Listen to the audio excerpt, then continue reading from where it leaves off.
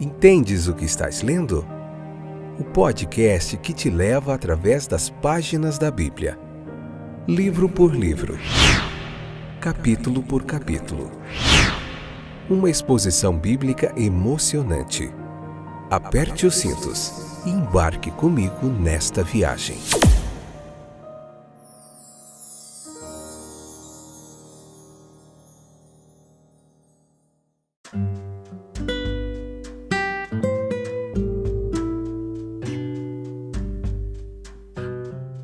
Olá, meus queridos que acompanham sempre o nosso podcast Entendes o que estás lendo. Vocês estão bem? Espero que sim.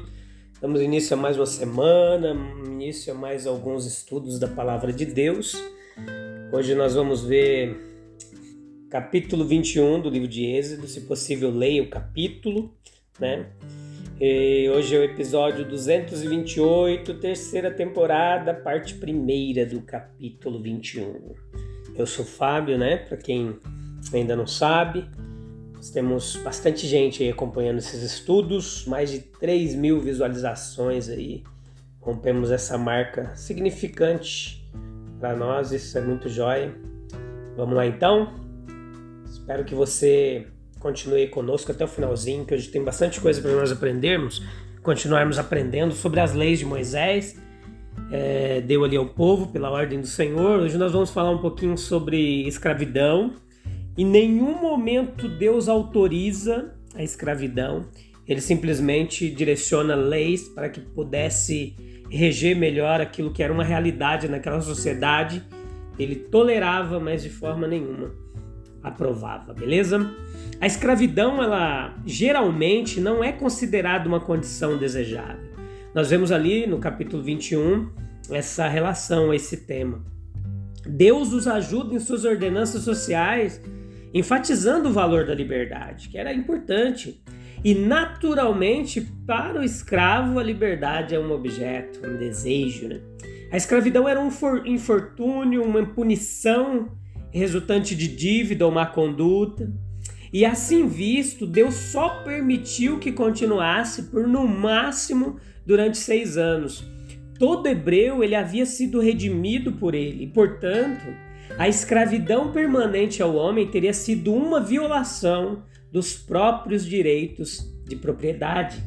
A servidão, dessa forma temporária, nas condições em que ele impôs, ela garantiu seus direitos e os privilégios. Isso relacionado àqueles que ele redimiu. Veja que a relação entre o servo e seu patrão foi assim cuidadosamente definida e limitada.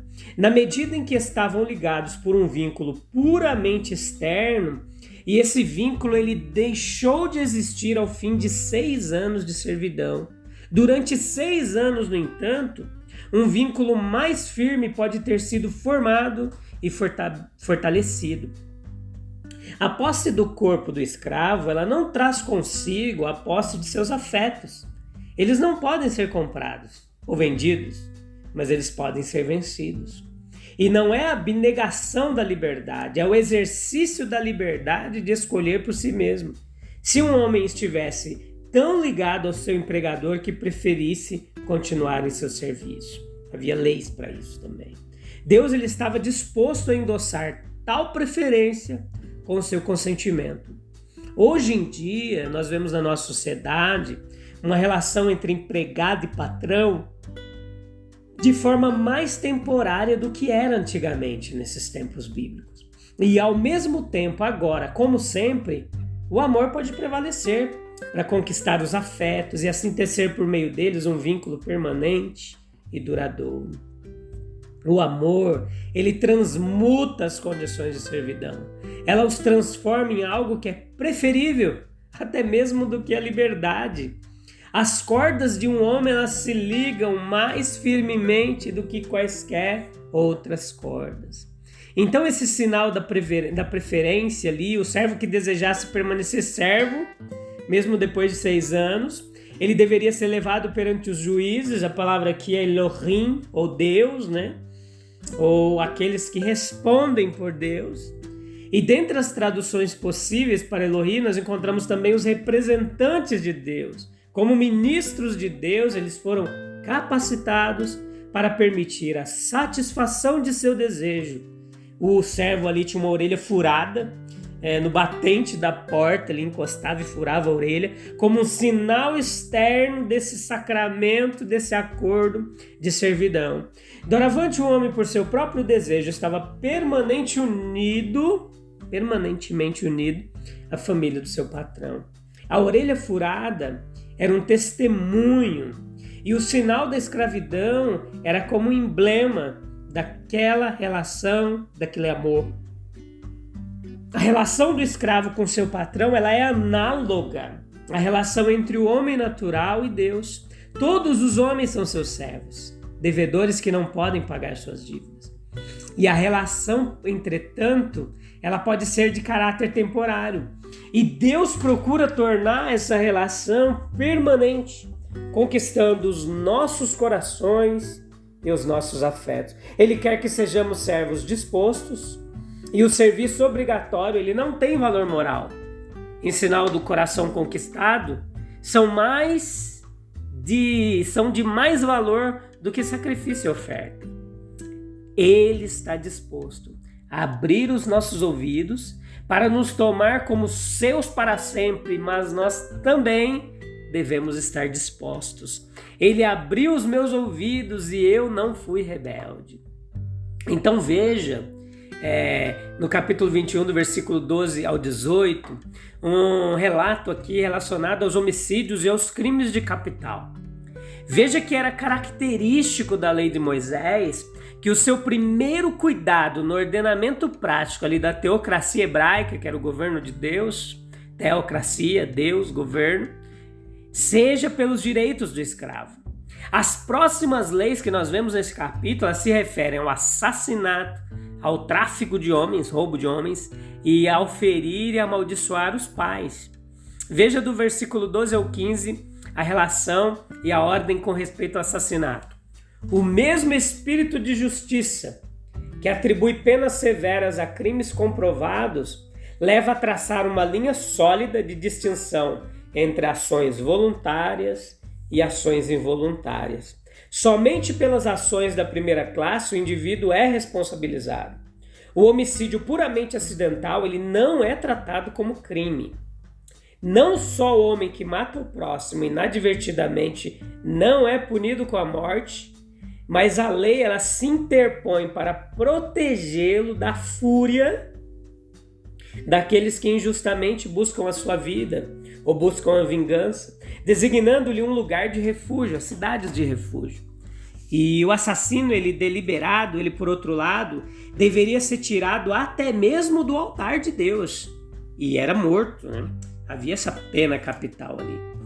Isso era uma realidade para aquela época, gente. Não vamos defender isso hoje, pelo amor de Deus. Mas é importante a gente entender todas essas leis e o seu princípio, né? Todos os seus princípios são importantíssimos ainda hoje. O homicídio deliberado, ele implica malícia premeditada, uma intenção de matar, mas foi suficiente para expor um homem à pena correspondente a esse crime, que ele tinha sido culpado de um ato de violência, resultando na morte de outro. Sobre essa lei, nós temos o reconhecimento da divina providência, nos chamados, acidentes da vida, no versículo 13. E a sacralidade de tudo isso ligado à pessoa humana. E a base ali religiosa da promulgação é dada em Gênesis 9:6. Lembra lá? Aquele que derramar o sangue do homem, pelo homem o seu sangue será derramado. Porque a imagem de Deus o fez homem. Então entenda comigo que há um caráter ético na religião hebraica aqui. O altar não deve oferecer santuário ou proteção a um assassino. A Bíblia não sabe nada a respeito de uma religião que esteja divorciada da moralidade. Essa lei, ela condena por implicação toda conivência ou proteção à imoralidade sob sanções religiosas. Veja no versículo 16, quando fala a respeito de sequestro. O estatuto ele é perfeitamente geral, não há evidência de que se aplicasse apenas aos hebreus, embora estes eles sejam especialmente e particularmente mencionados no livro de Hebreus.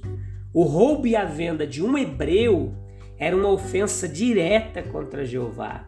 Levíticos 25, 42 faz referência a isso também. Porque são meus servos que tirei da terra do Egito, não serão vendidos como escravos. A passagem é uma condenação direta ao tráfico de escravos. No versículo 15 ao 17, nós vemos a relação sobre ferir e amaldiçoar os pais. Essas ofensas também ali na lei, elas eram punidas com a morte, com a pena capital. O fato de estarem entre parênteses na lei, com assassinato e roubo, dá uma impressão peculiar e da sua enormidade, da sua importância. Como se o livro de estatuto tivesse dito, depois de estabelecer a lei para o assassinato e para os propósitos dessa lei, ferir ou amaldiçoar um pai ou uma mãe seria considerado equivalente a tirar uma vida. E essa visão da questão não é meramente no aspecto moral da questão. Não. É muito forte. Seria dizer de que crime um homem não é capaz e que ele poderia deliberadamente ferir ou amaldiçoar um pai ou uma mãe.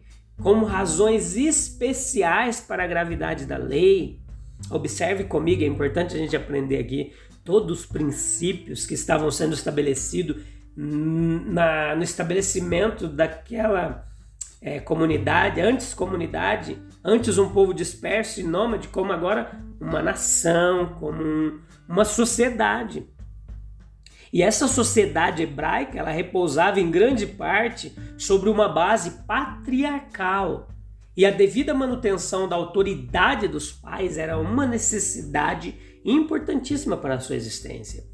E assim como se verifica ainda que qualquer que seja a forma da ordem social, existe essa difusão de um espírito de insubordinação aos pais. E esse é um prelúdio de um afrouxamento universal com respeito a laços e a obrigações. Os pais, eles são considerados como estando para seus filhos na relação de representantes visíveis de Jeová, de Deus. Você pode anotar isso aí. E isso na teocracia hebraica deu ao crime de amaldiçoar ou ferir um dos pais o caráter de um ato até mesmo de traição. Era uma ofensa contra a majestade de Jeová e como tal, ela precisava ser prontamente vingada. No mesmo terreno era proibido injuriar magistrados ou amaldiçoar o governante do povo. E é aqui que são estabelecidos esses crimes capitais. E quando nós examinamos as penalidades específicas para as transgressões, naqueles capítulos, o 21 e também no 22, nós vamos notar que elas são divisíveis em duas grandes classes. Algumas ofensas são punidas com a morte e outras com algum tipo de compensação pelo dano causado. As penas graduais de prisão com que estamos familiarizados não eram obviamente possíveis para os israelitas e, se possível, talvez não parecessem desejáveis. Nós notamos que neste capítulo 5 crimes capitais que são especificados, e havia sem dúvida muitos além, mas estes são suficientes para mostrar os princípios pelos quais Jeová agiu ali naquele contexto quando alguém tirava a vida do outro. No capítulo 20 nós vemos e nós encontramos lá a ordem geral de não matar, e aqui nós encontramos a instrução para os israelitas sobre o que fazer com um homem que deliberada e maliciosamente tirou a vida de um próximo. E isso está claro, feito sob autoridade especial e por razões especiais. Era o regulamento de Jeová para o seu povo em suas circunstâncias, mas não devemos citá-lo como aplicável à punição do assassino em geral. Se pela autoridade dessa passagem nós somos obrigados a punir o assassino com morte ali, naquele caso, obviamente nós somos obrigados a punir aquele que insulta os seus pais da mesma maneira. Isso ali naquele contexto da lei, tá?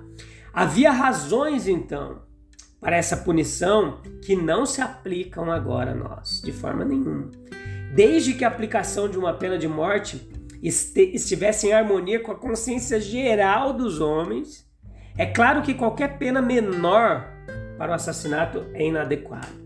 Então veja que nós esperamos estar cada vez mais perto disso, de que apenas a mais severa necessidade possa justificar tirar a vida humana, mas nada pode justificar isso. Então o que acontece hoje em dia? Nós substituímos com a prisão perpétua a pena capital em muitos contextos, embora em alguns países, alguns estados americanos ainda se aplique pena capital, né, a alguns crimes. Então, nós precisamos entender que esses princípios da lei divina, eles estão além da lei humana. E um tribunal de justiça moderno, ferimento de um dos pais, talvez pudesse receber a penalidade mais alta incorrida pelo cometimento de uma agressão, mas nunca seria exaltado como uma ofensa especial. Mas Deus, em seu governo de Israel, ele faz uma ofensa contra o pai, está de primeira magnitude. E a severa pena aqui especificada, ela corresponde à posição ocupada no Decálogo pelo mandamento de honrar os pais. O Deus que vemos está sempre dizendo e fazendo coisas para dar grande honra à família e indicar grandes expectativas dela. Esse foi um princípio corajosamente proclamado em todas as épocas. Nunca mais proclamado do que agora, e muitas vezes com grande arrogância e intolerância que os indivíduos e as famílias existem para o Estado. Mas veja que, é claro, quando uma vez alguém ferir um dos pais, era uma ofensa tão séria, nós precisamos levar esse princípio a uma conclusão lógica e necessária para tornar essa maldição uma ofensa tão grande. Geralmente, de fato, à luz dessa promulgação, nós vemos o quanto Deus espera dessa relação parental. Alguém que na ordem divina das coisas estava tão alto que feri-lo ou amaldiçoá-lo era uma ofensa capital. Deve ter sido alguém a quem Jeová buscou grandes serviços, grandes contribuições para a glória divina e para a prosperidade de Israel, e assim é com a família, né? Depois nós vemos aqui, para encerrar rapidamente aqui esse episódio, o versículo 29, a ordem com respeito a algum animal perigoso.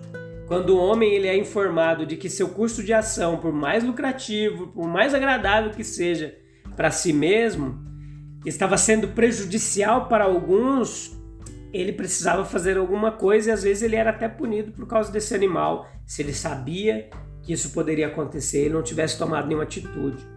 Se ele fizesse como Cristo deseja, o Cristo que veio para cumprir a lei e os profetas, ele imediatamente tomaria uma atitude, porque lucros comerciais e prazeres temporais serão comprados caros por nós. Se um dia tivermos que estar diante do trono daquele que julga, o julgamento justo, para responder por leviandades egoístas e imprudentes com os melhores interesses de nossos vizinhos. Então a gente demorou bastante aqui nesse episódio, vou finalizar aqui, mas não perca os próximos episódios que nós vamos estar abordando mais isso, para você entender de forma bem clara, beleza?